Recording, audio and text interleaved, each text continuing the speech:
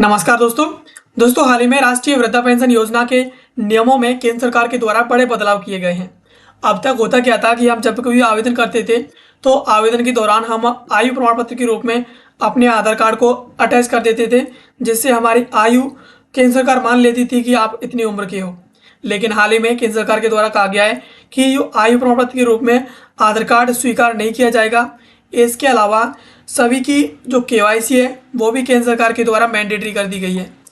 हाल ही में कुछ खबरें ऐसी आई हैं जिनमें बताया गया है कि केंद्र सरकार के द्वारा नियमों में बदलाव किया गया है और आयु प्रमाण पत्र के रूप में आधार कार्ड लगा करके जितने भी फॉर्म ऑनलाइन किए गए हैं, अब वो फॉर्म सभी के सभी अब स्टेट गवर्नमेंट को और ज़िलों को वापस किए जाएंगे और उसमें बदलाव करवाने के बाद ही वो फॉर्म जो है अब केंद्र सरकार एक्सेप्ट करेगी और तभी वो वृद्धा पेंशन लोगों को देगी। चलिए इसके बारे में थोड़ा विस्तार से समझते हैं।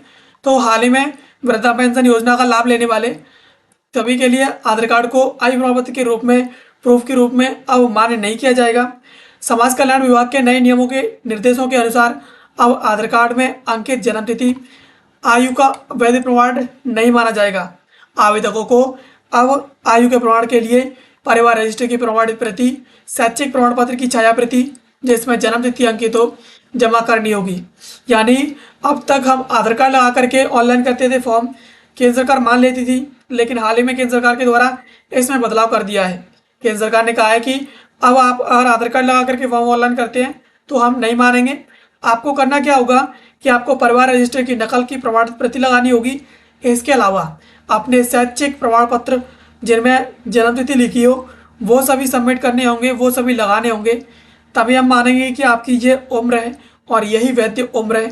उसके आधार पर आपको जो पेंशन है वो दी जाएगी।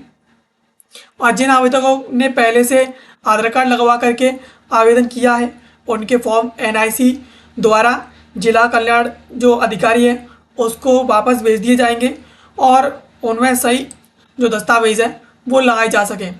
आवेदकों की ये जिम्मेदारी होगी कि वह अपने फॉर्म पुनः संशोधित कराकर सही आवश्यक प्रपत्र लगा करके उसे दोबारा से सबमिट कराएं।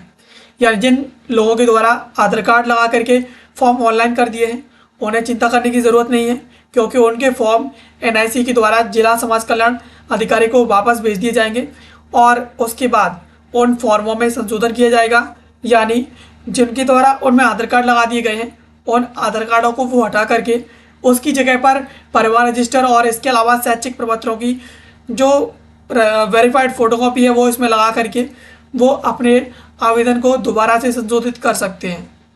अब इसके साथ यहाँ पर KYC की समय सीमा भी निर्धारित करके KYC को अनिवार्य कर दिया है। वृद्धा और जो विधवा पेंशन प्राप्त करने वाले जो भी लाभार्थी हैं उन्हें 31 मार्च तक KYC करवाना अनिवार्य है। निर्धारित समय सीमा 31 मार्च के भीतर KYC न कराने पर लाभार्थियों की जो पेंशन है, पेंशन की राशि भुगतान चक्र से आगे आने वाले जो भुगतान चक्र है वहाँ से रोकी जा सकती है। प्रशासन ने स्पष्ट किया है कि पेंशन जारी रखने के लिए आधार आधारित सत्यापन यानी आधार बेस्ड जो वेरिफिकेशन है वो अनिवार्य है। आपको आधार कार्ड से अपना वेरिफिकेशन KYC करवाना होगा, तभी आपकी जो पेंशन है वो अगले महीने आपको मिल पाएगी। KYC कराने के मुख्य उद्देश्य की बात करें कि सरकार के द्वारा KYC क्यों करवाई जा रही है, तो सामाजिक सुरक्षा पेंशन योजनाओं में पूरी तरीके से पारदर्शिता लाना इसका एक उद्देश्य है। इसके अलावा फर्जीवाड़े और गलत तरीके से पेंशन प्राप्त करने वालों पर रोक लगाना भी एक इसका बड़ा उद्देश्य है। इसके अलावा यह सुनिश्चित करना कि सरकारी सहायता केवल वास्तविक और पात्र जो लाभार्थी हैं उनको ही मिल रही है, उन तक ही पहुँचे, ये सुनिश्चित करना इसका एक उद्देश्य है। इसके अलावा बिना भौतिक सत्यापन के हो रहे भुगतान के मामलों में अब इसे समाप्त करना यह भी इसका एक उद्देश्य है। जब तक वेरिफिकेशन नहीं होगा तब तक पेंशन जारी नहीं की जाएगी। हाल ही में ये जो है इसके उद्देश्य रखते हुए ऐसा अनिवार्य कर दिया है। अब KYC की प्रक्रिया और स्थान की बात करें कि आप अपनी KYC कहाँ पे करवा सकते हैं, तो लाभार्थी अपना KYC अपने नज़दीकी जनसेवा केंद्र CSC या फिर प्रखंड जो कार्यालय हैं वहाँ पर जाके करवा सकते हैं। प्रशासन ने पंचायत स्तर पर संबंधित कर्मियों को निर्देश दिए हैं कि वे अभियान चला करके सभी पेंशनधारियों का सत्यापन जल्द से जल्द सुनिश्चित करें और आवेदकों को सलाह दी गई है कि वे अंतिम तिथि का इंतजार न करें। अपनी पेंशन निर्बाध रूप से प्राप्त करने के लिए वे इसे समय पर पूरा करें। यानी जो पेंशन ले रहे हैं वो अपना सत्यापन EKYC है वो कॉमन सर्विस सेंटर यानी CSC जाकर करवा सकते हैं। इसके अलावा वो अपना सत्यापन जो ब्लॉक है उस स्तर पर जा कर के वहाँ से भी करवा सकते हैं, ताकि उन्हें किसी भी प्रकार की कोई परेशानी ना हो। उनकी जो पेंशन है वो लगातार आती रहे, किसी प्रकार का कोई व्यवधान बीच में ना आए और उन्हें किसी प्रकार से कोई परेशानी का सामना ना करना पड़े। इसी वजह से सेंट्रल गवर्नमेंट के द्वारा हाल ही में ये कुछ नए नियम लाए हैं और बदलाव करते हुए ये मैंडेटरी कर दिया है।